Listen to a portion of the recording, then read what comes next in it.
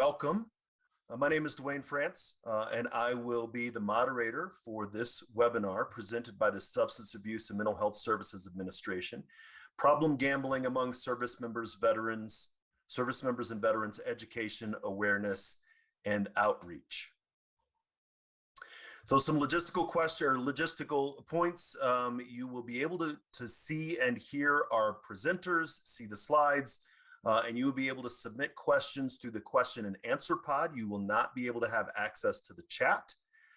You will be able to submit questions through the Q&A pod, and those questions will be answered by our presenters. Obviously, we will do our best to get to all the questions as they come through. And if we do not, we will do our best to be able to get those questions answered to all attendees. All attendees will receive a recording as well as these slides in a follow-up. At the end of this session, you will have a survey that you will be able to complete. And after completing the survey, you will get a link to a certificate of attendance for this webinar.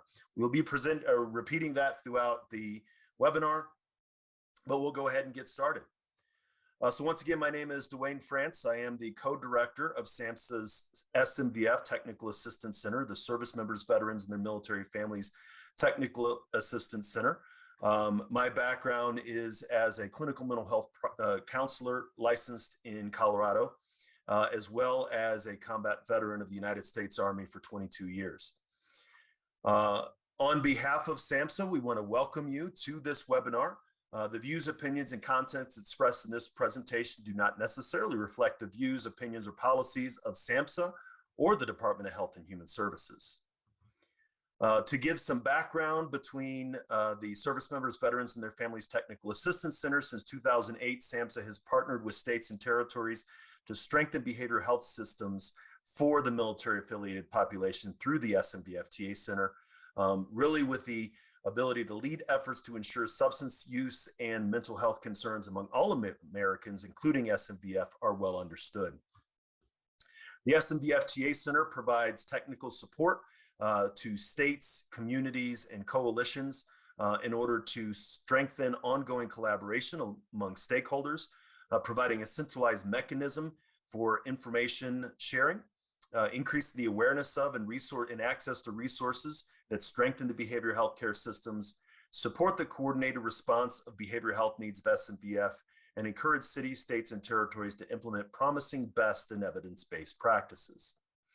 The SMVF-TA Center provides training and technical assistance through such activities as policy academies, implementation academies, crisis intercept mapping, site visits and workshops, webinar, learning communities, technical assistance calls, expert consultation, and resource dissemination.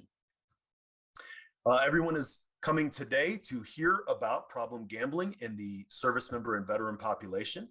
Our objectives today, we hope to offer an introduction to problem gambling in the U.S. service member and veteran population, provide an example of an effective gambling disorder treatment program within the Department of Veterans Affairs, demonstrate the effectiveness of dedicated military and veteran outreach specialists affiliated with state councils on problem gambling, and describe the outreach efforts by the National Council on Problem Gambling to support members of the military-affiliated population. In order to accomplish these objectives, I am joined by three subject matter experts, Dr. Heather Chapman, Mr. Jonathan Crandall, and Mr. David Yeager. Dr. Chapman is a clinical psychologist and international certified gambling counselor and board certified clinical consultant for the National Council on Problem Gambling. She's an associate professor of psychiatry at Case Western Reserve University, deputy director of the Veterans Addiction Recovery Center, and director of the Gambling Treatment Program at the Cleveland VA Medical Center. Mr. Jonathan Crandall is a veteran outreach coordinator at the New York Council on Problem Gambling. Before graduating with his bachelor's degree, he worked as a corrections officer and served 8 years in the United States Marine Corps. And Mr. David Yeager is an Army veteran and an active member of the National Council on Problem Gambling. He is an author and a podcast host through which he shares his story of recovery from problem gambling and supports others on their recovery journey. Now, at this time, I will turn it over to Dr. Chapman to give us an overview of the treatment of problem gambling in the veteran population. Dr. Chapman. Thank you so much for having us, or having me, and having us talk about this important important subject. I'm going to just start out with, I have no actual potential conflict of interest to this presentation, and anything that I express is not necessarily the viewpoint of the Department of Veterans Affairs or the Department of Defense. What I'm going to do is begin talking about the beginnings of treatment for gambling, not just within the VA system, but in the world. And it started in a place in Brecksville, Ohio, where that blue circle is, building 2 Brecksville VA Medical Center, which actually doesn't exist anymore. It was raised a few years ago. And this was the beginnings of treatment for really process addictions, and the first treatment program for gambling disorder. And it came out of some meetings, next slide, that Dr. Custer had with this Dr. Robert Custer was one of the lead mental health treatment providers in the VA. And it was the late 60s, and he was approached by some gentlemen regarding their concerns about gambling disorder among people that they were meeting. Next slide. And this is something that came out of Gamblers Anonymous. They were trying to help people and were really concerned about the level of distress that they were seeing among people with gambling issues. And so Dr. Custer was, brought this issue and was asked, can you, next slide, can you work out a program? And I didn't put this part in the ... The ... is, and screw their heads on straight. I don't want that to be taken, in a negative way, but they were really like, we can't do that part. Like, we don't know what to do with these very distressing things that we're hearing from folks. We'll do the rest. We'll be there for them. We'll walk them through stuff. But the issues of particularly suicidality, considering criminal activities and so forth, they were very concerned about this. And they said, maybe this can be treated like you treat alcohol use disorder and drug use disorder. Maybe this can be treated in a similar fashion. And so there's some time of Dr. Custer determining, what do I do with this? How do I approach this? And one of the things that he did from the get-go is he went to GA meetings, he went to Gam-Anon meetings, Gamblers Anonymous and Gam-Anon, and he sat in the meetings and he met with people, he met with couples that were struggling with gambling, and he looked at what the needs or the concerns were. He learned from the rooms. And so I would posit from the very beginning, the gambling treatment field has been really friends and working together with the recovery groups, Gam-Anon and GA from the beginning. And I think that's very much because of the way Dr. Custer was basically asked by GA members to help out here. So how can we do this? From that came a program and developed a program from which is really the basis of how the programs continue through the years, and of course have changed a little bit over time with some research and development over these years. So next slide. And so these beginnings, these initial groups started in 1972 and late 60s and early 70s. And so there had been some years before the development of the DSM in 1980, DSM-3, and this is the first time it is gambling disorder is included as an official diagnosis to be treated. And that is much because of the work in the Department of Veterans Affairs with many veterans World War II and Korean War veterans, Vietnam veterans, who came to the program, not just locally, but nationally. Because as the word got out that this program existed, the program became this sort of national touch base for people, veterans throughout the country, to get some help. Next slide, please. And so what's important is how the DSM criteria changed over time. And these are the initial diagnostic criteria. And it really focused on a lot of debt issues, illegal activity. You see the verbiage of like loan sharks and so forth, which is a little bit more rare these days, does exist, but it has changed. So really was an issue of the time. But it was really, a lot of this was focused on money, and financial issues and financial distress, which certainly continues to be a part of, a very important part of gambling recovery. But over time, they shifted and they learned more about the criteria and what best defines, a gambling disorder. Next slide. 43 years later is where we are now with the DSM-5. And again, the initial work at the Cleveland VA Medical Center was very much part of why this is in the DSM, and these initial research studies and clinical work that was born from the VA program. And the next slide has the diagnostic criteria now for the DSM, and just understanding how it's kind of developed over time. And one of the most important things is how it's shifted to, and it does include items that are very somewhat similar to other addictive disorders. You see issues of tolerance, you see issues of withdrawal, the restlessness and irritability. You see trying to cut back and you can't, unable to control it. Issues of how it impacts relationships. And then some other issues that are a little bit more unusual that you only see with gambling disorder, particularly with the chasing behavior. Next slide, please. And the big thing that's shifted in this later edition of the DSM is shifting it over from impulse control disorder to an addictive disorder.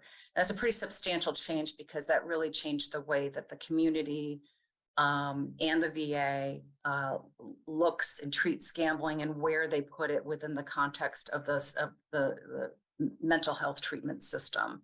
I think one of the things that's really important about this is it actually opens up doors for people to see gambling or see addictions as broader than chemicals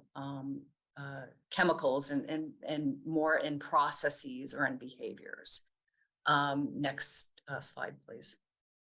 And now with a much fancier than that previous picture, this is now where the gambling treatment resides in the Cleveland VA, and we are celebrating, we're in our 50 years of gambling treatment.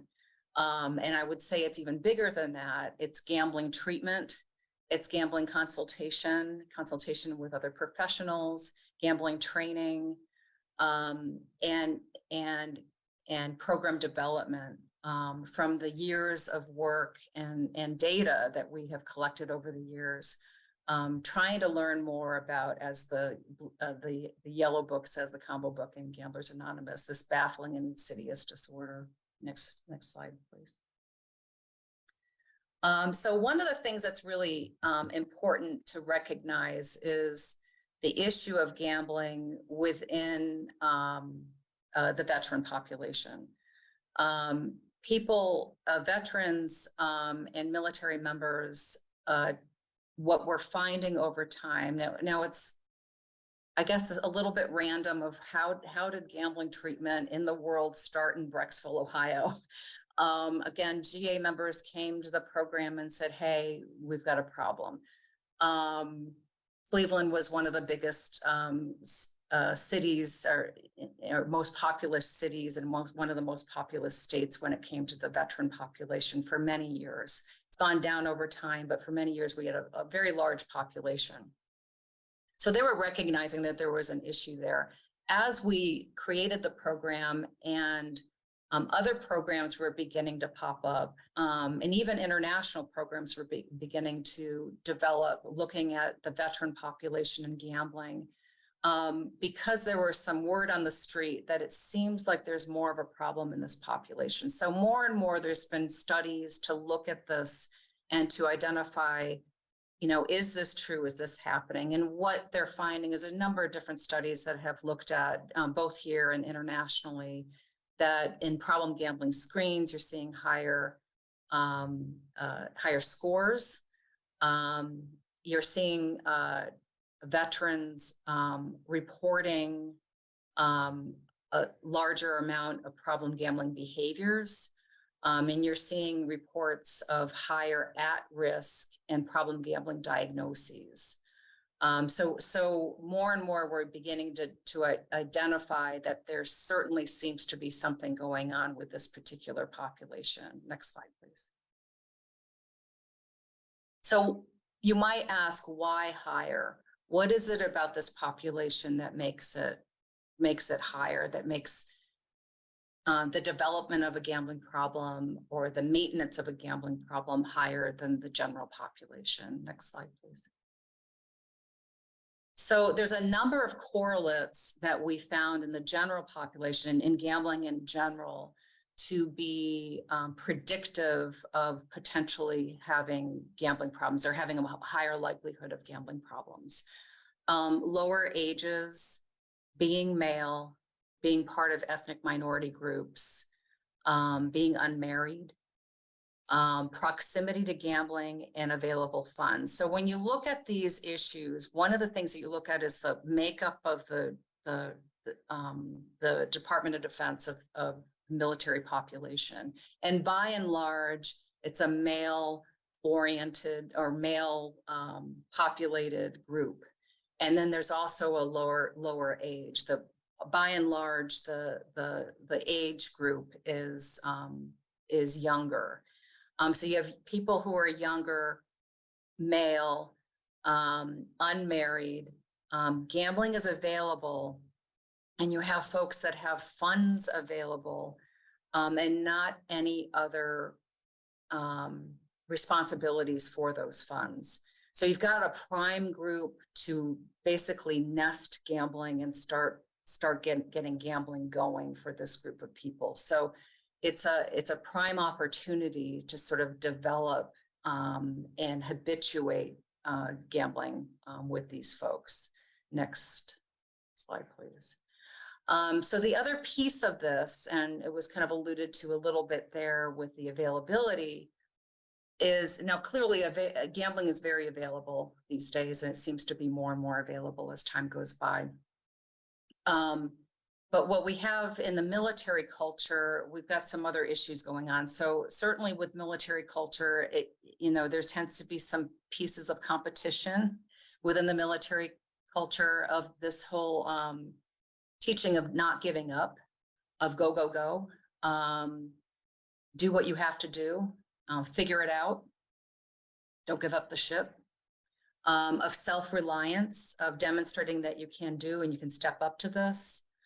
And how that bumps heads with the idea in the 12-step culture, and certainly in the recovery culture and even treatment, is the powerlessness and unmanageability piece. I'm not going to admit that I'm powerless. I'm going to keep going to try to figure this out, which works really well in a lot of aspects of not just civilian, but certainly military culture. It works really well, but it can become hugely problematic, obviously, in the gambling culture. Stigma, self-stigma. I can't admit that I have a problem, and certainly if people find out that I have a problem, whether it's my command or the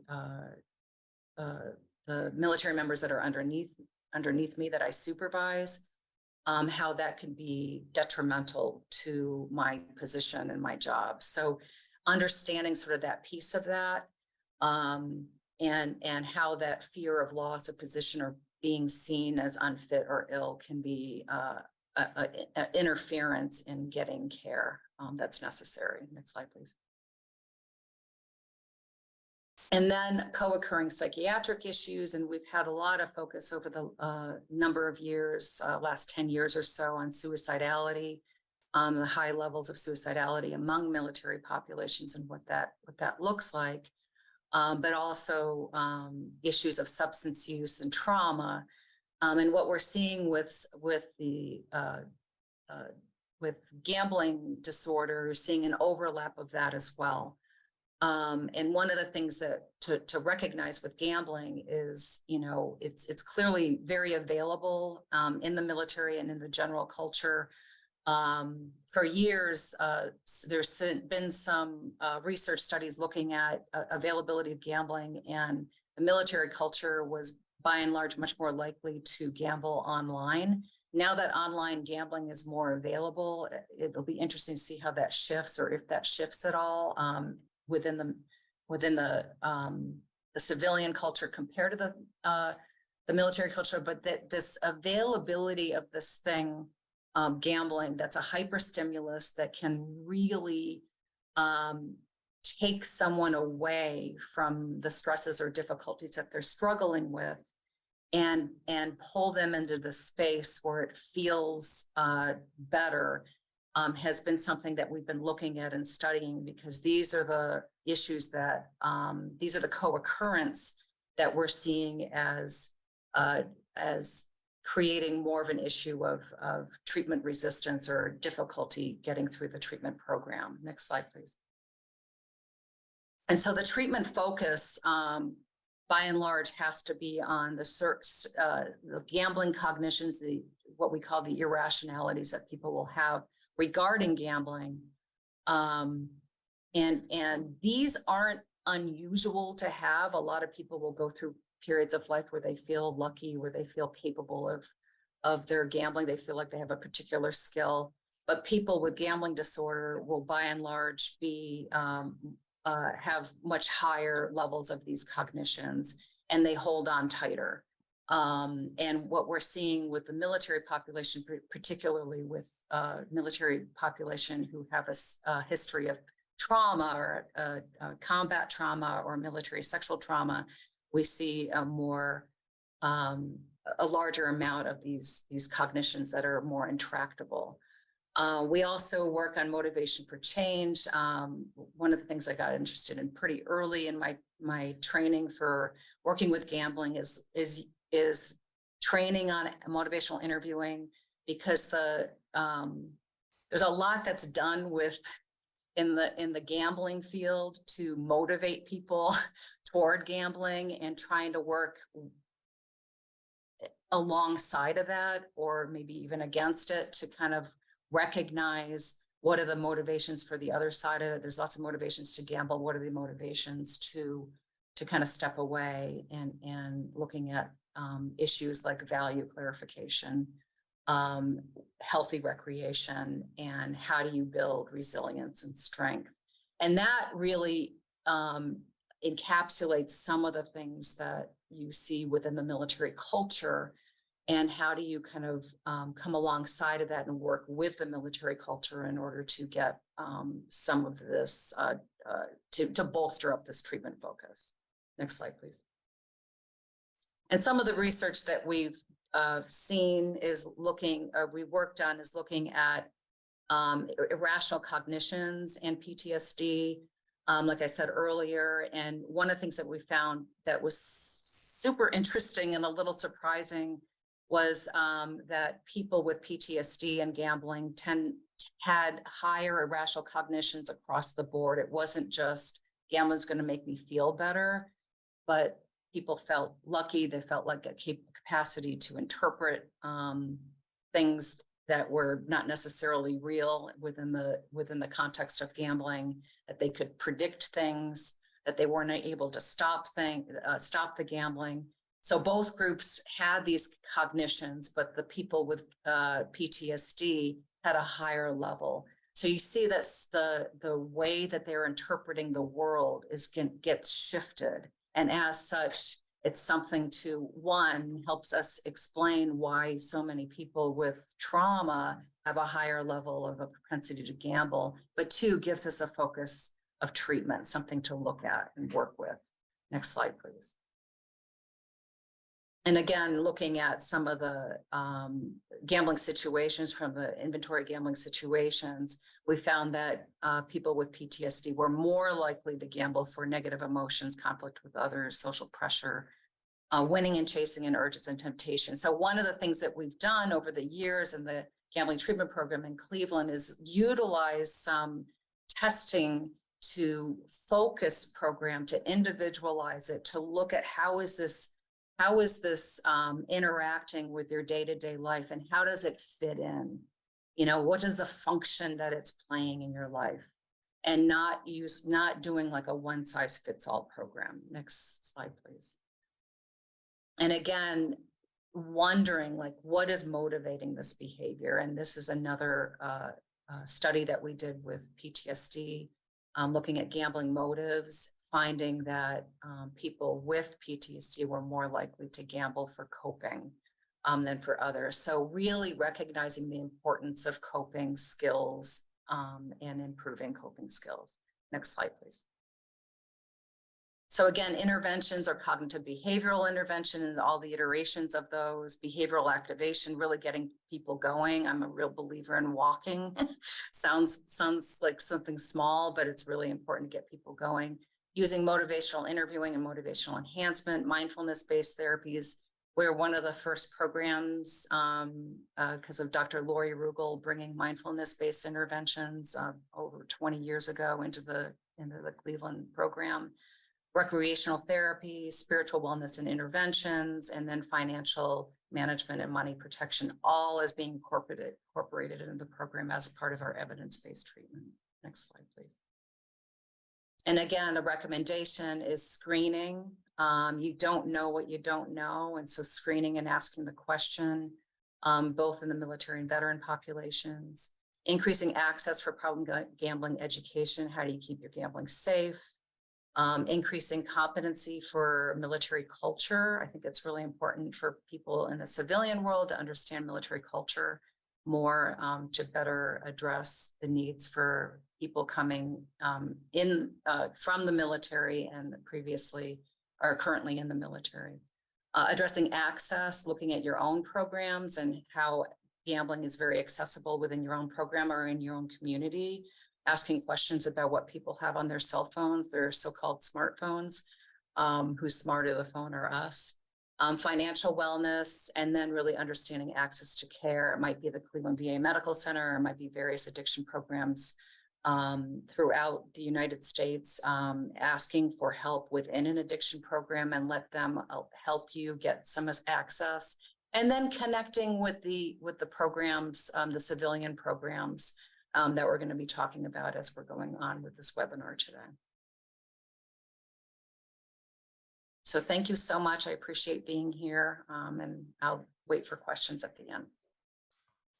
Thank you. Although I will take moderator's prerogative, and I think there is one question that is very specific to your program, Dr. Chapman, is a question related to is the treatment program at the Cleveland VA residential and inpatient or just outpatient, or what is the nature of the treatment program there? Well, with a gift from COVID, it's pretty much everything. So we do brief intervention, we do assessment, we do consultation, we do assessment, and treatment planning or treatment recommendations from that. It might be treatment recommendations to their local area or to ours. We have virtual groups that are long distance and virtual individual as well. And then we also have residential. So we used to be for many, many years a massive residential program and a very small outpatient program because we would work with our folks outpatient locally. And now we are a pretty large program with somewhere around 100 veterans that we treat at a time. And we also treat people that are active duty, as long as TRICARE gets them approved. The only thing that's required is you apply, and then we do a consultation and kind of assess the needs, and then come up with a treatment plan. And of course, you have to be eligible for VA programming. So that's what we do. It's very good. Thank you so much. And so as you can screenshot Dr. Chapman's contact information there that she's provided to us, I've also dropped that in the chat. So feel free to be able to reach out to Dr. Chapman. And again, we appreciate your questions. Feel free to continue to submit those as we move forward. So I would like to now turn it over to Mr. Jonathan Crandall with the New York Council on Problem Gambling. Jonathan. Good afternoon. Thank you very much, Dwayne. I appreciate the introduction. And if I may, I just want to say what an absolute honor it is to not only present on one of SAMHSA's webinars, but also with Dr. Chapman and Mr. Yeager. It's just a pleasure to be here. Thank you so much for having me. So again, my name is Jonathan Crandall. I'm the Veteran Outreach Coordinator for the New York Council on Problem Gambling. The New York Council on Problem Gambling is a nonprofit agency, and its mission is simple. We have two objectives. One is to raise awareness of problem gambling behavior, and in my role among the military community and veterans. And two, connect those negatively impacted by problem gambling behavior to the treatment services that they deserve. And that includes family members and others that are affected by others' gambling behavior. Our history real quick. If you're familiar with the National Council on Problem Gambling, you're familiar with our start. We actually started out as one and the same back in 1972. In 1994, the New York Council on Problem Gambling was formally incorporated. And by that time, the National Council had moved to Washington, D.C. and started their run as the National Council. One thing that I like to cover, having been in the military, history is a huge part of my belief system and understanding of how things work. And I'm proud that two of our co-founders, one, Dr. Robert Custer, who Dr. Chapman had already discussed, and Monsignor Joseph Dunn. So real quick, Dr. Robert Custer, Dr. Chapman did a great job going over of his beginnings and his work with veterans. And Monsignor Joseph Dunn, who was actually an Army chaplain, highly decorated war veteran. He was a spiritual advisor for the New York Police Department. And he was approached by a Gamblers Anonymous group in New York City to do something that they couldn't do, and that was advocate. Due to their anonymity, they weren't allowed to. So Monsignor Joseph Dunn started that role, and he's a co-founder of our agency. And I'm just blessed to work for an agency that, one, was founded and started by veterans and individuals that are immersed in serving veterans. And now I'm hopefully carrying that lineage on in their honor, doing work on the same caliber as them. And also, we're funded by the New York State Office of Addiction Services and Supports. One thing that the New York Council on Problem Gambling has, and it's unique to our state, is we have problem gambling resource centers. We have 7 of them. And we're funded, again, to the New York State Office of Addiction Services and Supports so that we're able to do what we do. And again, that's create awareness of problem gambling behavior and connect those negatively impacted to the treatment services that they deserve. Next slide, please. So how did I get in my role? I started out with the council as a program manager for the Central New York region. And in May of 2021, our executive director, Mr. Jim Maney, and our assistant director, Ms. Michelle Haddon, approached me and said, John, we'd like to have you do a project. We'd like to have you look into the veteran population. They understood that I was a veteran. I have a passion for helping and serving veterans and their family members. So they asked me just to do a 6-month fact-finding journey and report back. Some initial findings. I must say, when I was in the military from 98 to 2006, gambling wasn't on my radar. And I'm not sure if that's because it's so normalized in the culture, or if it's just because my vision was on other things. Not to get too much of my personal story, but I had other vices. Gambling wasn't my thing at the time. But looking back on it, a short story I'll share is I went through the mountain warfare training in Bridgeport, California. And my platoon got an opportunity to do a high angle shooting package in Hawthorne, Nevada. While we were there, the rest of our battalion was on R&R for 2 or 3 days. And upon our return from Hawthorne, we were offered the chance to have our R&R and our days off. So we went to Reno, Nevada. It was close by, and that's what we did. All these things really weren't calculating in my brain housing group when I was in, but now after I started doing some more research in this position, in this role, I started to uncover some things, and I felt like I uncovered a deep, dark secret in the military. I felt like I uncovered a problem that isn't recognized, isn't addressed, and frankly, it's normalized. The second thing that I found out immediately and correlated was the correlation to suicide. A lot of us are familiar with the fact that veterans in our military population is at a higher risk for suicide. Many people do not know that veterans in our active duty and reserves are at a higher risk for problem gambling behavior. It's just not on individuals' radars. Many people don't screen for it. It's not talked about, and it is quite normalized. And problem gambling behavior has the highest suicide rate out of all addictions. So you put those two together, I think it makes sense to be aware of the fact that veterans are at a higher risk for problem gambling behavior and the correlation that it has with suicidal behavior. Gambling is as old as the military. I can trace it back to the Civil War through literature. There's quotations from some Civil War generals talking about the negative impact that gambling had on its soldiers. Harper's Weekly, there's a great article from Harper's Weekly, which is an old Civil War newspaper, or an old newspaper during the Civil War times, that showed an example of 2 soldiers that were being punished for being caught gambling.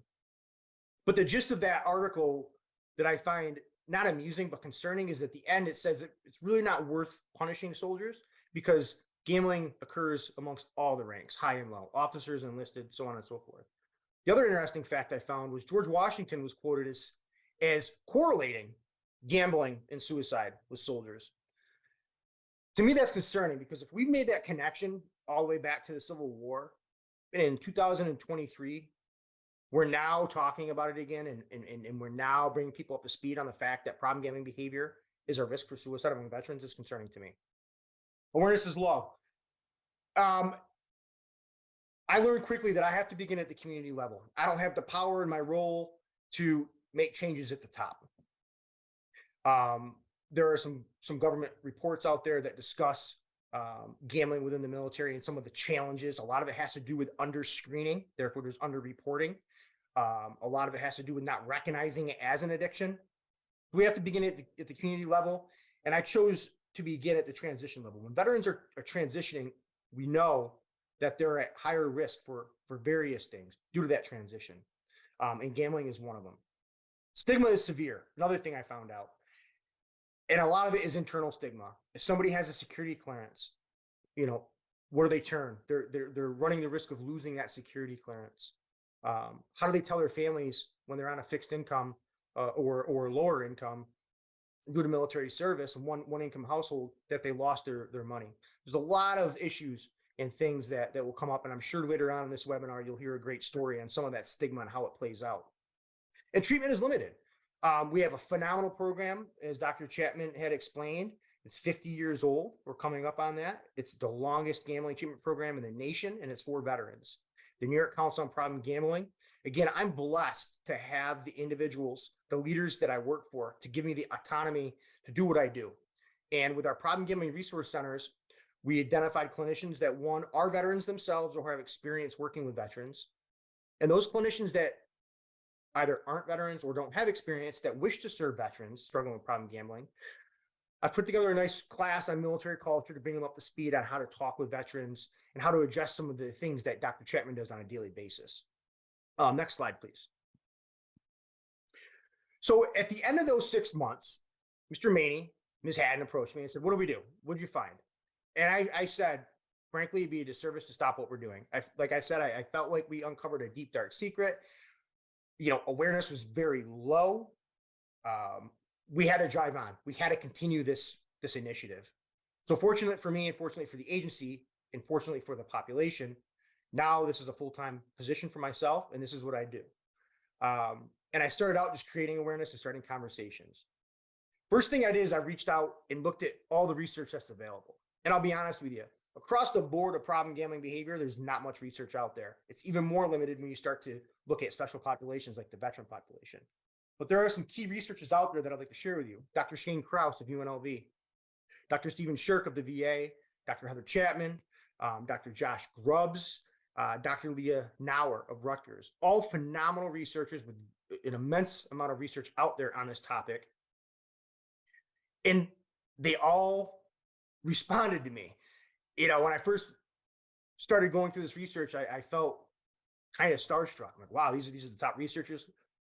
But I reached out and immediately responded, and I got conversations going with them. Making connections with the veteran service organizations, right? So individuals, agencies that are already out there doing the work with veterans, bringing them up to speed on the risk of problem gambling behavior. A lot of them did not know. Frankly, I can't think of one that was aware of the issue that I've spoken to. And they've since become, you know, they share my passion, especially because of the suicide risk, right? And making connections to treatment and services. There are services available. Again, within our state, within New York State, we have our problem gambling resource centers. The VA has their treatment programs, but the awareness of these programs is very low. So my job, and I encourage other individuals and other state councils to create positions similar to mine to create this awareness. Other thing I'll share, along with great researchers that are out there, there's other great state councils that share information willingly, freely, and we work together. I don't want to jump too far ahead. I think I'm going to cover that in the next couple of slides. So next slide, please. Coalition building. One thing that I have been doing with the VA in New York State is working with their community engagement and partnership coordinators. This is a phenomenal position. It's a newer position, 2 or 3 years old now, that connects VA services to community partners. And the CPAC, or the Community Engagement and Partnership Coordinator's main role is really suicide prevention. So initially I met with one group of CPACs and presented to them the risk that problem gambling poses for veterans and the correlation to suicide. And they were on board immediately to create a coalition to address the prevention of veteran problem gambling behavior and suicide. Those coalitions has formed into 6 coalitions across New York State now. Great resource, great partners, great work. Each coalition has other veteran serving organizations. It has county health departments. It has a very diverse and great group of individuals. Again, we're approaching this from a grassroots level. We're catching veterans on their way out of the military. And the main goal of these coalitions is, 1, raising awareness, and educating individuals on the services and resources that are available. Next slide, please.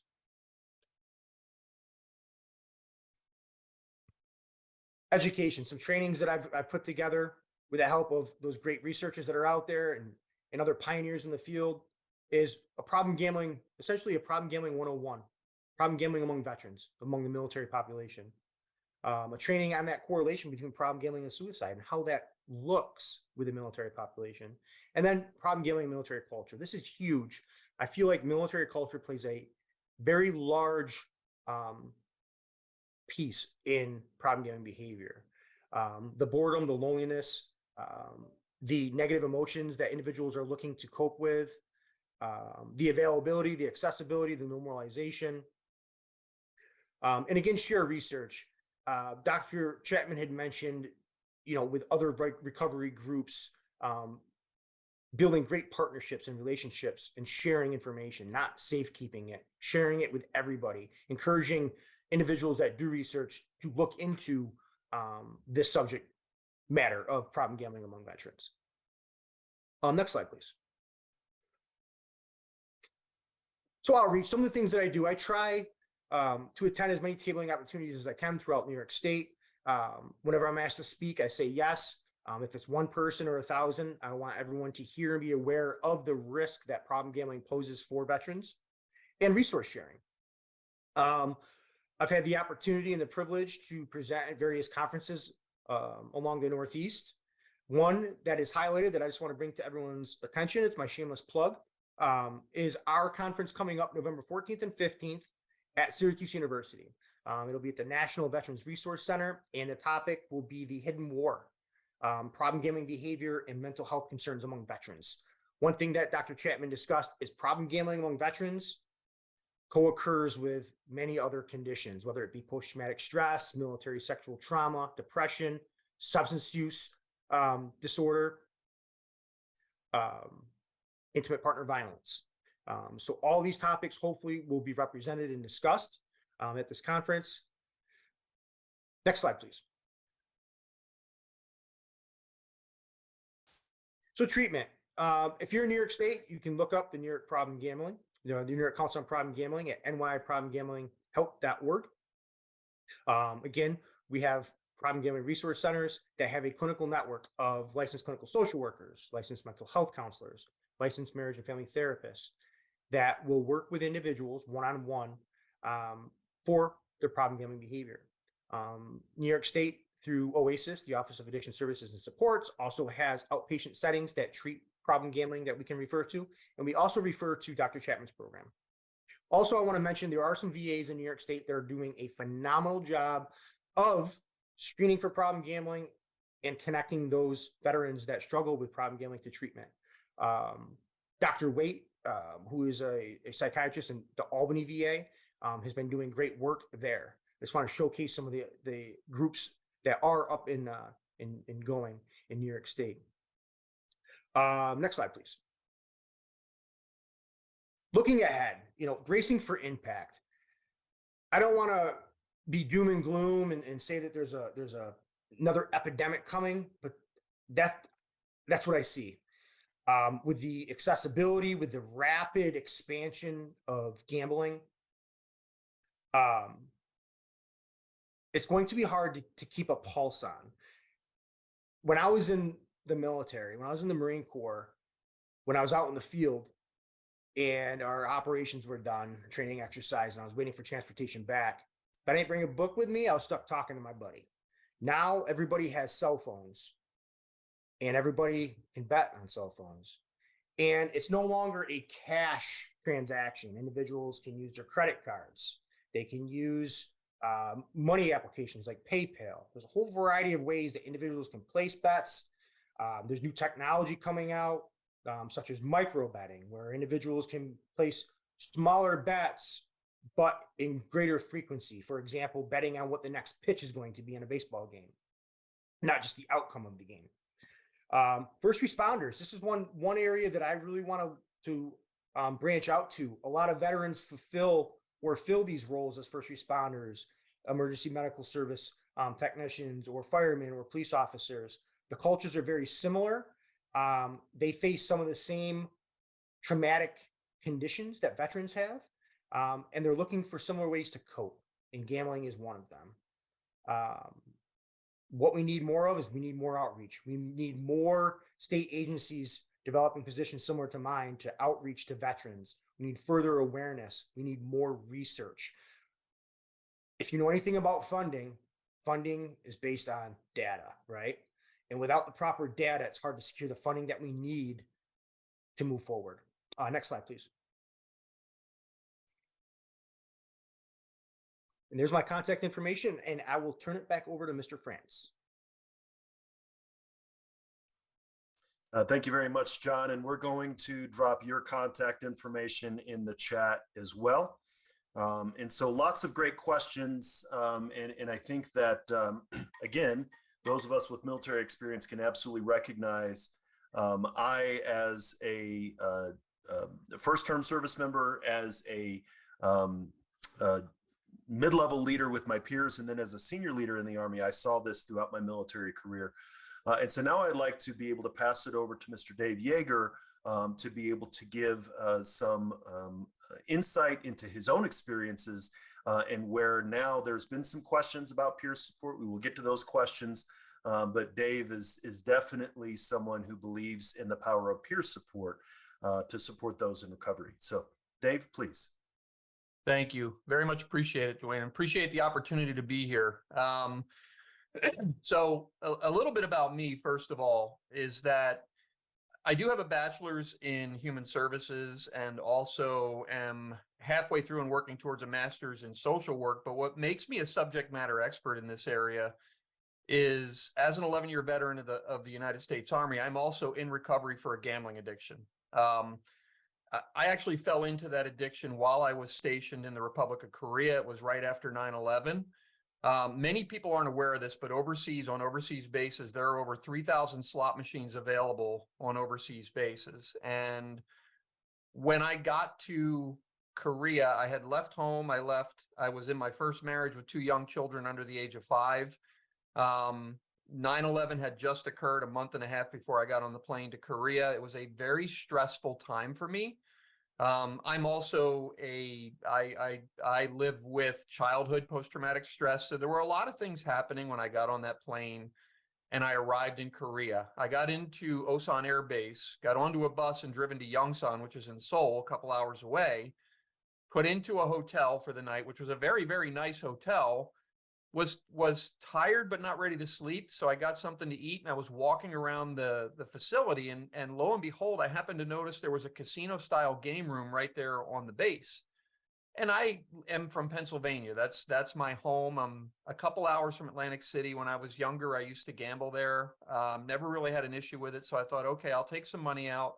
I'll go gamble. I'll go relax until I'm ready to fall asleep. Well, I got in there and I started to play the machines, and I noticed I felt some of the tension was kind of coming off. I was feeling a little bit better, but then something happened that kind of triggered everything, which was I won. Now I didn't break the bank. I didn't shut the place down, but what I remember in that moment in the winning was that all of the stress and all the tension and all the anger and all the things I was going through in that moment just kind of went away for that moment. It just felt good to me. So what I developed in that moment was something that allowed me to escape or get out of the things that were bothering me in that moment. And that kind of developed over the course of that year that I was in Korea, into a very, very serious gambling addiction. That addiction took me to the point of, first of all, saying to my first wife that she would send me money every month. Well, I gave her reasons to give me more money. And then eventually that ran out. And then eventually all of the household goods I brought with me, my bicycle, my electronics, I sold those to fund my gambling. Then I started to do things that a non-commissioned officer in the Army shouldn't do. I started to borrow from subordinates. I went from gambling on a Saturday night in the game rooms to literally I was doing it 7 days a week. I was doing it during my lunch breaks. I was the non-commissioned officer in charge of my squad. So I would say that I have a meeting and I would go to the game room and gamble there. The obsession to gamble was just nonstop for me at one point, to the point where I stole from my own unit, which, again, as a non-commissioned officer in the Army, is something you just don't do. The strange thing about that is, while all of this was going on, I was helping to develop a training program for my unit that they used even after I left the peninsula.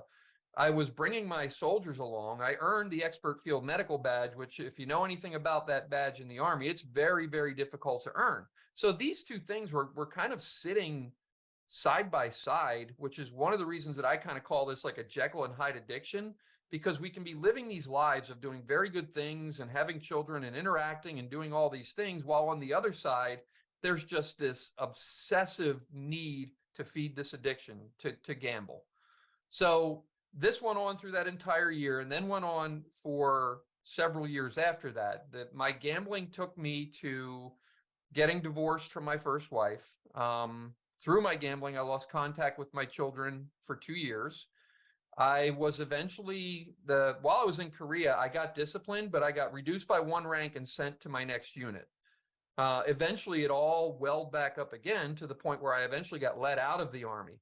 Now, fortunately, I was let out under honorable conditions, so I was able to take advantage of VA programs.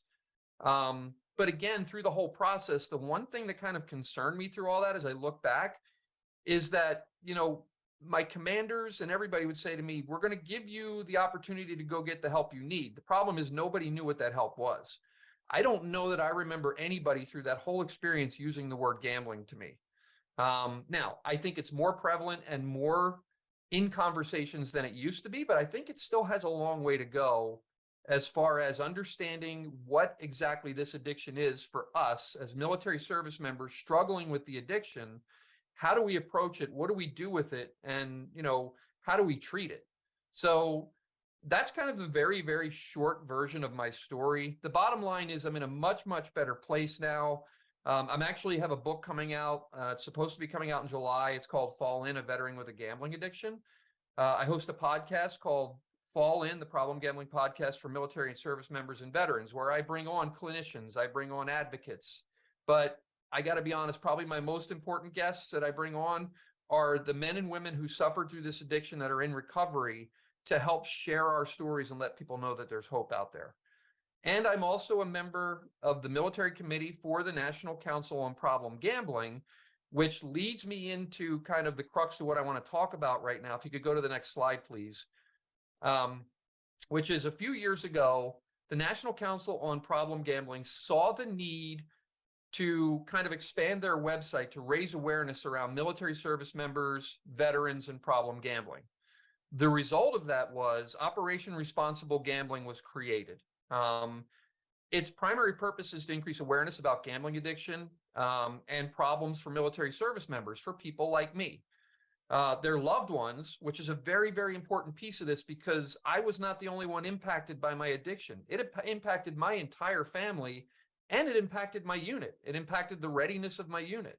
So there's a lot of education on how all those impacts happen. The focus is on safer gambling and harm prevention, and then also on resources for those that are seeking help, and then stories of lived experience, so that we can put a face on this disorder. We can talk about gambling in the military all day long. To hear somebody talk about the struggles that they went through, I think puts a face to all the things that you hear that, like Dr. Chapman refers to, or that John referred to as well. Next slide, please. So, increasing awareness. Gambling is an addiction. It's often misunderstood, and as a result goes unreported, and often not included in military training and treatment, such as drugs and alcohol. Many of you may be aware that in the military, there are programs to help educate service members on alcohol and drugs and things like that. There are also programs to help service members who might be struggling with drugs and alcohol to work through those struggles, if it's not too severe, to maybe get them back out into the field, because those drugs and alcohol impact the readiness of that unit. The issue is there's not that level of education and treatment available for people struggling with a gambling addiction. And that gambling addiction has the same impact, if not, I'm going to be honest, if not a worse impact on readiness than some of the other things, because there's also a financial piece to this. People with security clearances, they could be at risk. If somebody finds out somebody with a security clearance has a gambling addiction, that can be a door in to get them to start to talk about things they're not supposed to talk about in order to fund that addiction. That's a very, very serious thing, and it's something that needs to be taken more seriously within the entire community. Talking about risk, military service members and veterans are at higher risk for gambling addiction. I don't need to go into that further. You just heard Dr. Chapman talk pretty extensively about that, and then Jonathan kind of expanded on that himself. And then knowledge is power. Having a better understanding of what responsible gambling looks like and the signs of a potential gambling addiction can go a huge way in helping to prevent the disorder. Knowing what the signs and symptoms, and the DSM-5 outlines 9 criteria for gambling disorder. You saw them when Dr. Chapman aligned it. If our leaders in the military know what those signs and symptoms are, they can start to keep eyes open and maybe have a better approach to this, where maybe we can get to a soldier or a sailor or an airman or a Marine before that develops into a full-blown addiction and does the kind of damage that it does. Next slide, please. All right, so resources that are available, also offered on this website.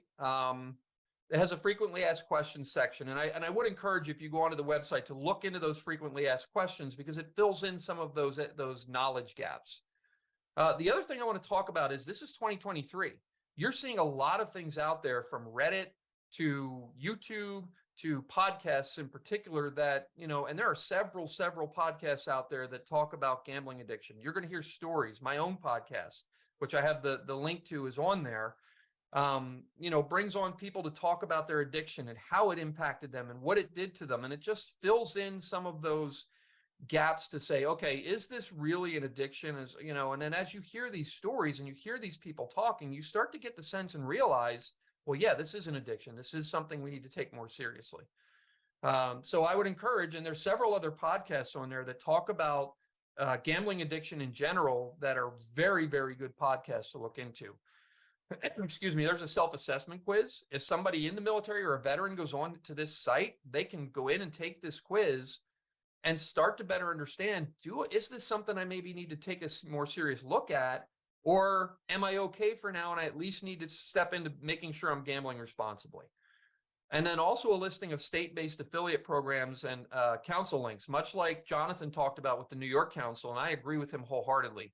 More state councils across the country need to start to put those veterans advocates, those veterans outreach personnel into place, for this specialized population, which you're seeing more and more and more people come out of the military now that were in during that highlighted time in Afghanistan and Iraq that are starting to find the need for these services. We need to make them available out there through these state affiliate councils. Next slide, please. So information to links like self-help groups. Often you'll hear talk about Gamblers Anonymous or Gam-Anon. Gamblers Anonymous is a 12-step group formed in the late 50s based on the principles of Alcoholics Anonymous to help gamblers help themselves to recover from the addiction, to allow for that connection between gamblers and that experience, to share experience to help heal. Gam-Anon is a group for loved ones of the affected gambler to help them better understand the addiction and kind of what their role is in their own recovery and the recovery of the person, the addicted gambler. Okay, there are other self-help groups out there. There's Smart Recovery, there's Recovery Dharma, there are other things available. And Operation Responsible Gambling gives links to some of those self-help groups.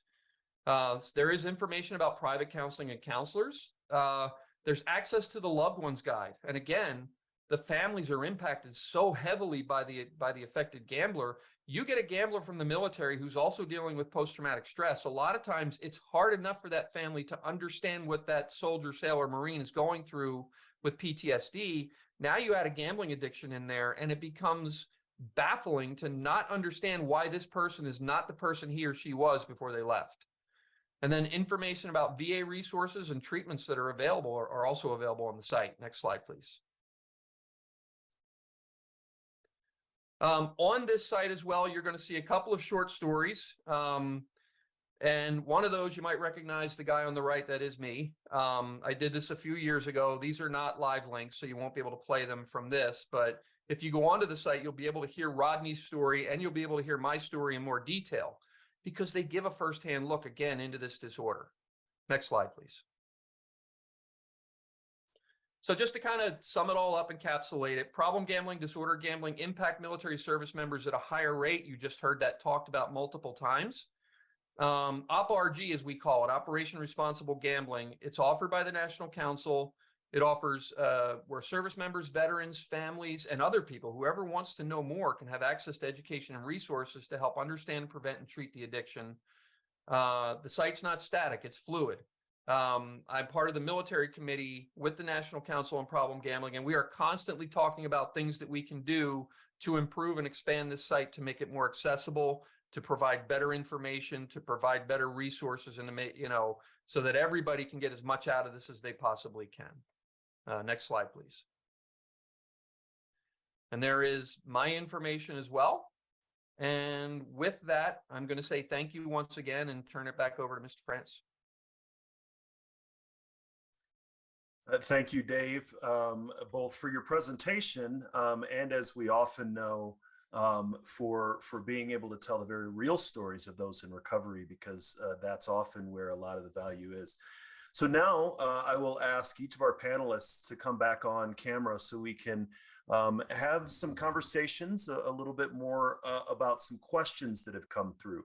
And so one that has come up a number of different times, I think each of you had alluded to it in your discussion in different ways, but it is the increasing availability of app-based gambling or online gambling. That how has the legalization of online sports betting affected sort of this concern? I'll start it off with Dr. Chapman, and then would love to hear Jonathan and Dave's perspective as well.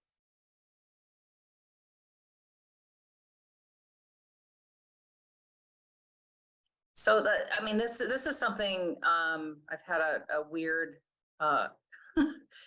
real life, experience of gambling availability and increase in availability throughout my career, because I've been doing this for like around 30 years. So as different states increase their availability, we did see an uptick of gambling in those areas. So, when Iowa, had gambling available, or West Virginia or Oklahoma, and changed the way gambling looks. Right now, we're seeing a lot more availability in Virginia. So we're getting a lot of calls from Virginia, both in my VA and my private practice that I do.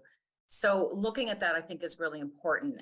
The one thing that's different about the apps, I mean, this is an incredibly addictive device.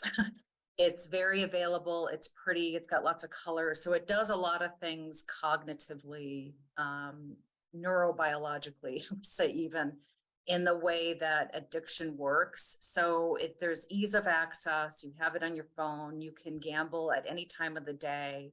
For the states that have that. Now, Michigan is one state that has full-on gambling on the phone, and for some time, and we've received a lot of referrals from that area, for people that, hey, I've always gambled, but it seems like it's really gotten out of control since I now can do it on my telephone, or on my cellular device. So that is a thing. Now, we don't know how this is going to go. What we've seen historically is people habituate. They begin to see that this might be a problem, and then they back off. The unfortunate thing, there's going to be some people that can't back off, and the damage that causes is going to be of concern. And we don't really know what that's going to be like, because it's sort of, the design of this is further along than our intervention with it, whether it's, actual psychotherapeutic intervention, or even sort of like a preventionist's intervention, societal intervention of how do you pull this back. And back in the day, they used to have casinos that closed at night. And now it's like a 24/7, but in your pocket. So the jury's still out. There is concern about the design that I have, but I tend to not jump in to say what I think is going to happen, because we really don't know. But yeah, Houston, I think we have a little bit of a problem. No, I think that's very helpful. Again, we're all seeing it as we're watching the sports and we're doing this, but it is still very early days. It is a fairly recent development, so there's no real conclusions that we can make regarding, future outcomes, as you mentioned. John, I know you and I have talked about this, especially as your state, New York, had opened up online sports betting, and as Dr. Chapman said, many states. How are you seeing this from your perspective? I can say that from the time that legalized sports betting came to fruition in our state, which was January of last year, January 2022, our call volume has increased. I can also say that our agency has tripled in size to handle the need for our mission, creating that awareness of problem gambling behavior and connecting those to treatment. Yeah, no, and again, I think that's really sort of that programmatic experience. And Dave, like you, and I think when you and I had spoken before, I spent 6 of my 22 years in Germany, which has the same access obviously to slot machines and things like that, gaming rooms. Whereas someone with lived experience with this condition, how are you seeing this might shift? Well, and here's the thing. When I was overseas, we didn't have all of this. So to me, that game room was my escape. Now, and I think John alluded to this earlier, there's a lot of downtime in the military. A lot of people don't realize that. There's a lot of downtime. You're out on a firing range qualifying on your weapon. There's time you're sitting there really doing nothing until transportation arrives, until your next wave goes. You come out of the field, there's often time where you're just sitting there. And now, for me to be able to just reach in my pocket, and I'm from Pennsylvania. We started this right after the Supreme Court said go. Pennsylvania jumped right on it, and they were one of the first states to jump in. We have a large military installation here in PA, And there's a lot happening there in terms of online gambling. So, we saw an increase, the Pennsylvania Council here saw an increase in call volume as well after that took place. So I see it from an opportunity standpoint being very problematic. If I was in that position and had that phone in my pocket, I mean, honestly, I could be sitting here talking to you right now, making bets if I wanted to. I'm not, but I could be. And that to me while we haven't seen the wash from it yet, to me, it's a major concern. Yeah, I appreciate that. And again, it's this idea of there's something on the horizon and there's some concern, obviously, with people who have some expertise here. There's also some questions related to screening. We've got some questions from members of the National Guard talking about how they don't necessarily screen for this issue. Any thoughts or suggestions on integrating screens or surveys to address this in perhaps primary care or other addiction settings? But how might we screen more for this? Dr. Chapman? I think the lowest hanging fruit is to screen within addiction programs and then in also mental health programs. Certainly screen for people who have issues with depression or PTSD. I think that's because that's what you'll generally see is people coming in because they're anxious, they've got huge anxiety or PTSD exacerbation, suicidality. So that's where that's where I think that the go-to screen should be. Now, how you screen is a whole other issue. Screens are really not great in general. It's not that the screen is bad. It looks really great in research, but when you do a screen and someone's in treatment and they're depressed or they don't have enough money because they've gambled it all away, they might go in, no, you got to help me with my money problem. And when somebody starts asking about gambling, like with a gambling screen that's very pointedly gambling, sometimes what'll happen is they'll have the thought bubble of, this isn't what I'm here for. Like, why are they asking me about this? Or one of my active duty guys actually said that recently is, they were asking me suddenly about gambling because they reinstituted the screening there. And they go, I thought they were onto me or something. And so he just kept his mouth shut. So one of the things I think is really important is integrate the questions about gambling and what they do with their time within a psychosocial assessment. How do you spend your time?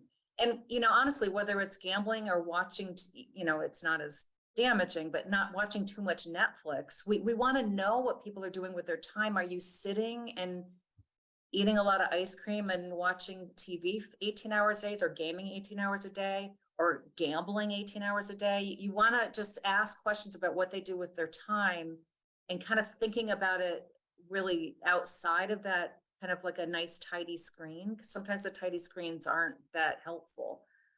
Sometimes it can be if somebody's coming in and they've got I got a gambling problem, that'll be actually more helpful to do a screen in that way. So I mean, I know that sounds like a non-answer answer, but I think being really mindful of how be more like a Sherlock Holmes about this. It's like, they've come in, they are 100% service connected disability and they're homeless for the third time in 4 years. Like, what is going on? And being curious about what might be happening. And it might be gambling.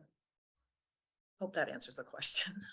And I think it does provide a good perspective. And Dave, I'll pass that question to you, as you sort of alluded to it, is if your chain of command who wanted to support you would have said the word gambling, or even would have gotten to that place, it might have been more beneficial for you.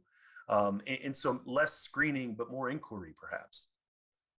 Yeah, I would agree with that. And what was going through my mind as I heard Dr. Chapman talk is, honestly, we can go back even a little bit further than that. If we were to take the time to educate, Right. Military service members go through monthly, quarterly, and annual trainings. Dwayne, you probably know that. And in those trainings, we talk about a multitude of different things like, equal opportunity and treatment of others and alcohol and drugs. If there was a 10-minute presentation twice a year on gambling and what it looks like, then when you get to the point of these screenings, there might be less resistance to say something because now you've kind of broken down that barrier a little bit.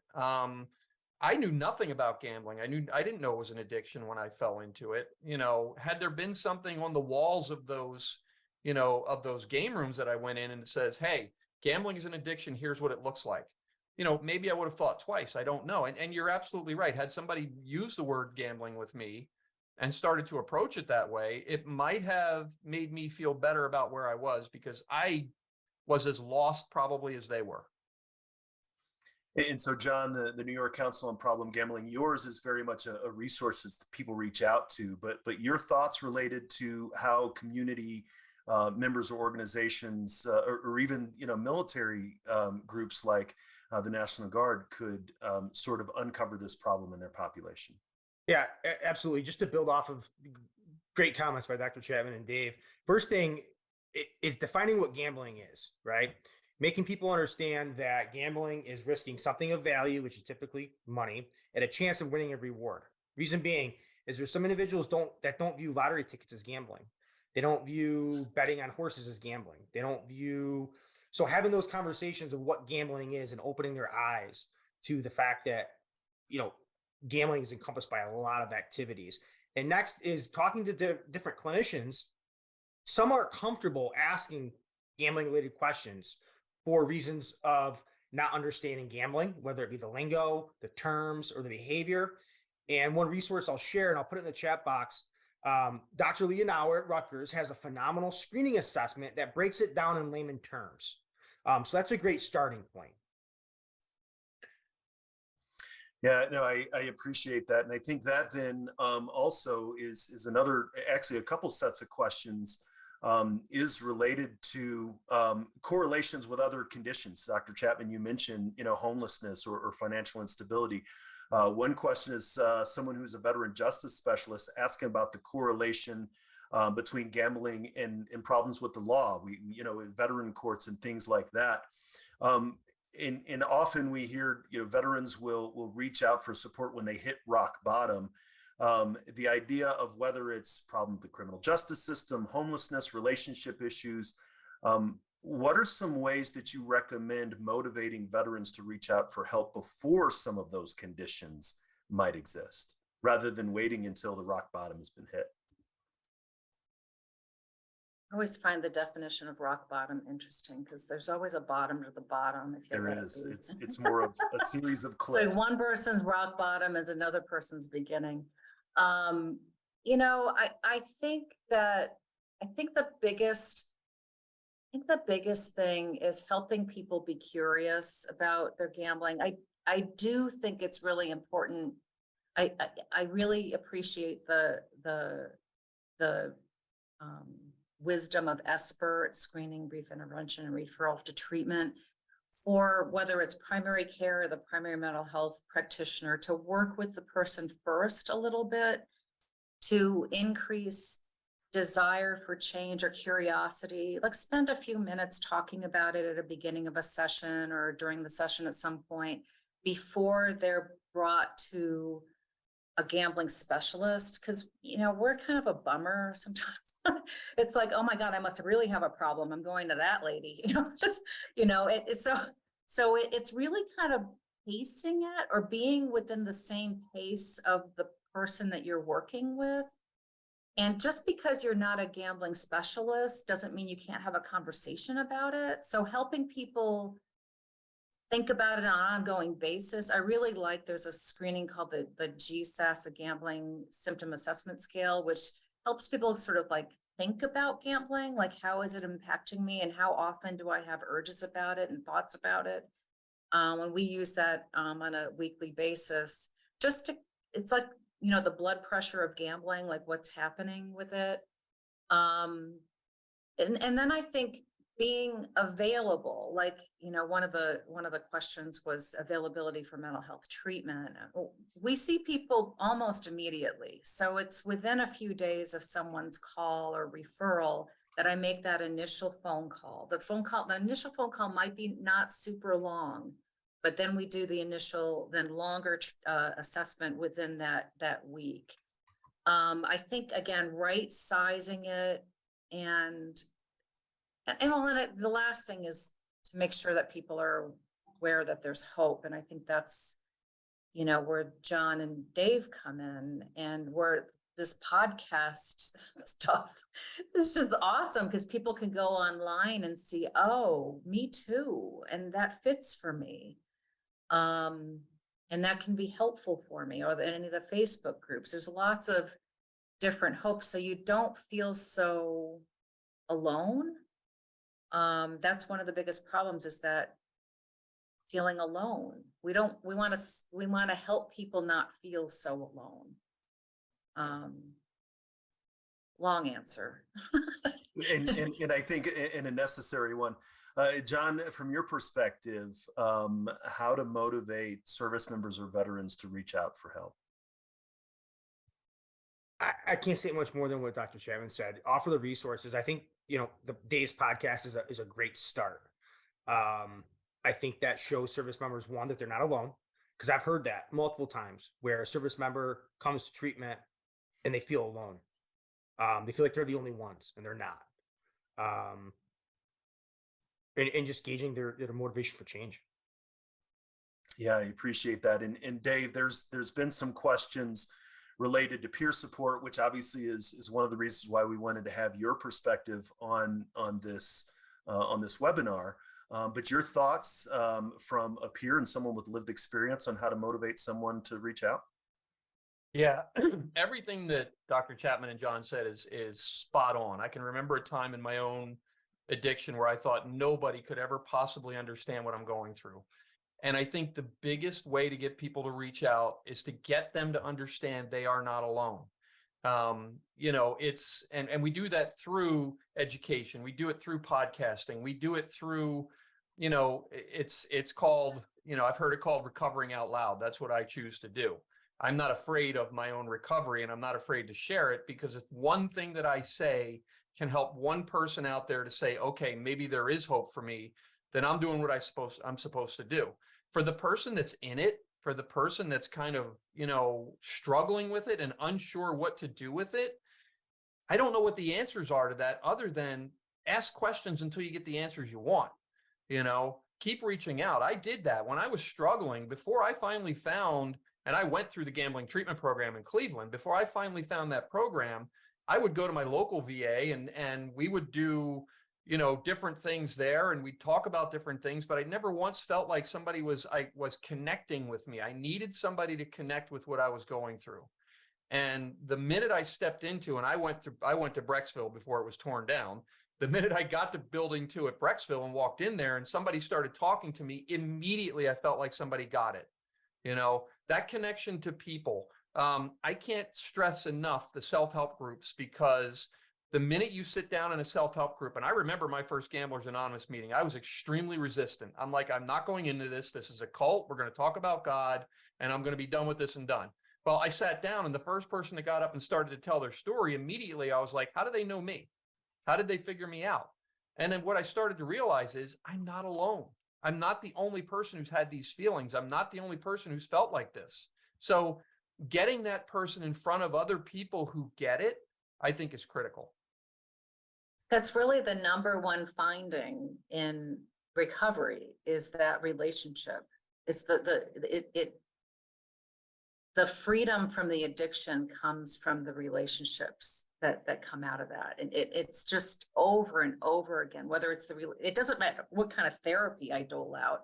It's the connection that they feel with me. It's the connection that they feel with their sponsor, with their GA group, so helping people get that. That's our job. And there's no right get. It's just something where they feel connected, because we need people. Because gambling is incredibly lonely. It looks like you're connecting, but it's fake. It looks like you're connecting to something. It looks like you're doing something social, and you are not. It's very surfacey. So it's a really, really tricky space, what gambling does, what the casino culture does. You feel like connected, right? But that person you've been saying hi to for 3 years, you have no idea that they're getting a divorce, or that their wife just died, or, you don't know anything about them. You don't even know their first name. But your brain is going, no, I'm being I'm being social. And then your brain is also saying you're not being social. That's not enough. And then you get this yearning inside, and you start to look for it again because it's never being fulfilled. So it's really kind of basic, biological science of our species of needing that connection and getting it, like getting hoodwinked by sorry, casinos, I'm really dragging you down into this, but being hoodwinked by that environment. No, I think that is extremely insightful. And while I would love to end the webinar on that particular note, and I think that really is the fact that connections are key. I would like to thank, as we start to wrap up, all of our panelists, all of the attendees. We've gotten some questions. We will be capturing these questions and sharing them. That we weren't able to get to these questions. We really appreciate all of the engagement from each of you. We did have some questions, Jonathan, about the New York Council on Problem Gambling conference. The link that I attempted to drop in the chat was not working quite so well. So we will get that information out and share that with everyone else. So the recording of this webinar, the slides, and these links will be shared afterwards. So on behalf of SAMHSA, we wanted to thank you. Once again, to reiterate SAMHSA's mission to lead public health and service delivery efforts that promote mental health wellness, prevent substance misuse, provide treatments and support to foster recovery while ensuring equitable access for better outcomes. Once again, this is brought to you by this SNVF TA Center. We will be following up with all of this, with all of the resources, and we appreciate everyone's participation, and thank you once again to our panelists for sharing their knowledge today.